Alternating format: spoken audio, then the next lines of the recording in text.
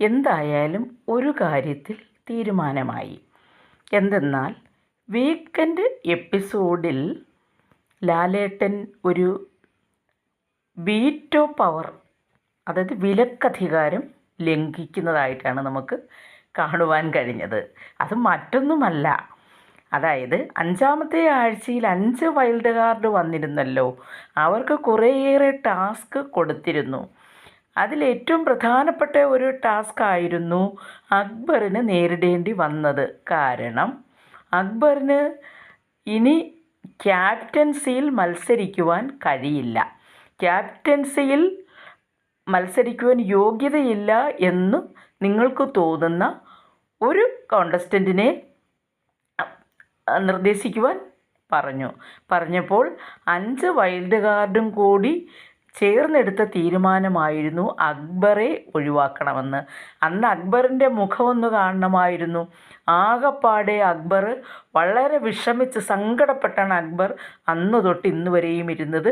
ക്യാപ്റ്റൻസിയിൽ മത്സരിക്കുക എന്നുള്ളത് വളരെ പ്രധാനപ്പെട്ട ഒരു കാര്യമാണ് ബിഗ് ബോസിൽ പോയി കഴിഞ്ഞാൽ. അല്ലെങ്കിൽ ക്യാപ്റ്റൻസിയിൽ മത്സരിച്ചില്ലെങ്കിൽ പിന്നെ നിങ്ങൾ പോയിട്ട് കാര്യമില്ല എന്നാണ് പറയുന്നത്. അതുപോലെ തന്നെ നമ്മുടെ ഒരു മെയിൻ കണ്ടസ്റ്റൻ്റ് തന്നെയാണ് നമ്മുടെ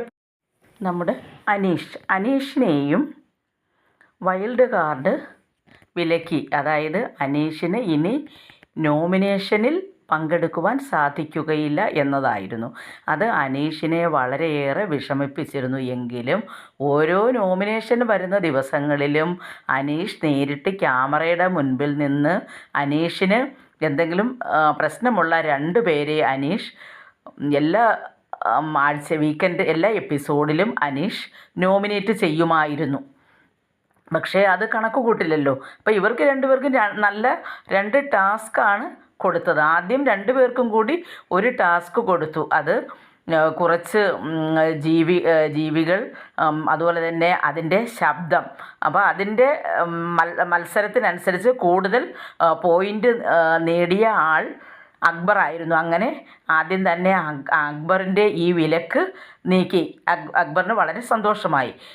അതുപോലെ തന്നെ അനീഷിന് ലാലേട്ടൻ കൊടുത്ത മത്സരം എന്ന് പറയുന്നത് പ്രത്യേകിച്ച് ആദ്യമൊന്നും പറഞ്ഞില്ല എങ്കിലും കുറച്ച് ക്വിസ് മത്സരം പോലെ കുറച്ച് ക്വസ്റ്റ്യൻസ് ഗ്രൂപ്പിലുള്ള എല്ലാവരോടും കൂടി ചോദിച്ചു. ഓരോരുത്തരെ പേര് വിളിച്ച് ചോദിക്കുകയുണ്ടായി. ഓരോരുത്തരും ഞാൻ പറയാം ലാലേട്ട എന്ന് പറഞ്ഞ് പറയുകയുണ്ടായി. എന്തായാലും വേണ്ടിയില്ല, ഏറ്റവും കൂടുതൽ ചോദ്യത്തിന് ഉത്തരം പറഞ്ഞത് അനീഷായിരുന്നു. അപ്പോഴാണ് ലാലേട്ടൻ പറയുന്നത്, ബിഗ് ബോസിൻ്റെ പോലും അനുവാദമില്ലാതെ ഞാൻ അനീഷിന് ഇനി നോമിനേഷൻ ചെയ്യുവാനുള്ള പവർ കൊടുക്കുകയാണെന്ന് പറഞ്ഞു.